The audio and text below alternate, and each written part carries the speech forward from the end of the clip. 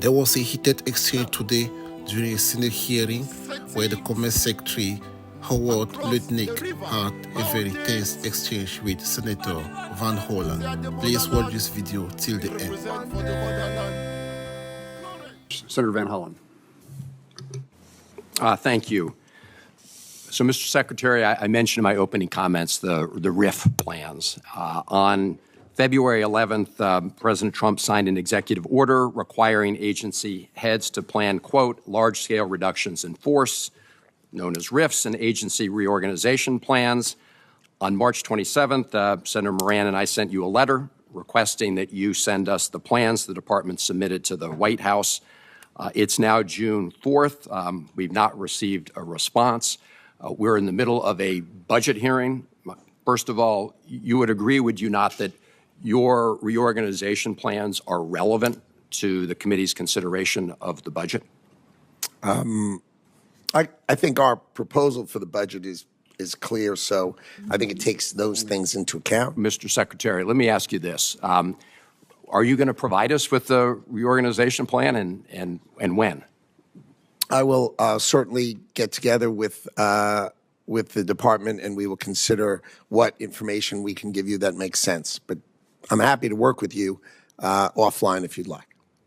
Okay, Mr. Secretary, you're aware of the fact that a federal district court ruled that the RIF plans proposed by the Trump administration could not go forward because the judge stated that, quote, agencies may not conduct large-scale reorganizations and reductions in force in blatant disregard of Congress's mandates, and a president may not initiate large-scale executive branch reorganization without partnering with Congress. That decision was upheld by an appellate court just a few days ago. I'm not asking you to opine on that legal decision. I'm simply asking you to provide the committee with the reorganization plan, and your response is maybe yes, maybe no. Am I getting that right? I mean, are you going to provide the plan to this committee as we review the budget for the upcoming year? Well, we at the department are going to follow the law. That, of course, is what we're going to do. Okay. Well, the law actually does require that you submit these major changes to the Senate. Let me ask you this.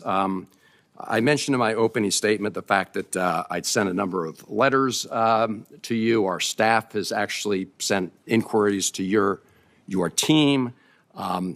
I have a lot of questions today, but they'll be a lot longer unless I can get a commitment that you and your team will respond to the inquiries we've made. These are simple questions. They do, and I'll set aside for now the RIF plan.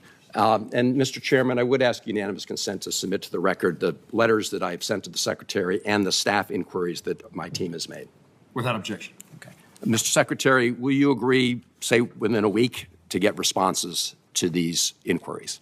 I can easily agree that I will go through your letters, and to the extent I can answer them, I will happily answer you within a week. Well, when you say, I don't know what the letters say. This is an oversight as I sit here right question. now. So. Well, okay, Mr. Secretary, their question. I can. Well, I'll read through some of them later in the hearing.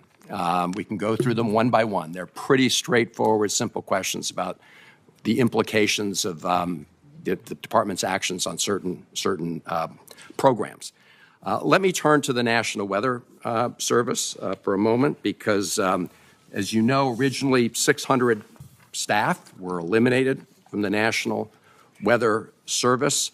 Then all of a sudden, it seems the department realized that this was not really a good idea, as many weather stations around the country, and the chairman referenced some of them, said they couldn't be staffed full-time. We have a headline from just May 15th, Washington Post: NOAA scrambles to fill forecasting jobs as hurricane season looms. I know that we're scrambling to try and rehire about 100 or hire 126 people. But, Mr. Secretary, it's my understanding that as of today, offices in Kansas, Alaska, and Oregon are no longer operating 24 hours a day. Is that accurate? The department employs 2,100 meteorologists and hundreds of other forecasters. Okay, This is less than 5%. We are fully staffed. There are no openings on the National Hurricane Center. Zero. It is fully staffed. We are fully ready for hurricane season, and our meteorologists Mr. Secretary, are fully staffed. you did not answer Fully staffed. you did not answer the direct question about whether those weather offices are open full time, and it's obvious that you all made a huge mistake. I mean, you've acknowledged it by having to rehire 126 people. But can you just comment on whether or not those offices I mentioned are operating 24 We have hours a not day? made a huge mistake. I did not say such a thing. I didn't say you did. It's pretty obvious from the actions. I will. As I said, you fired News 600. report You're was rehired. inaccurate, obviously. Obviously.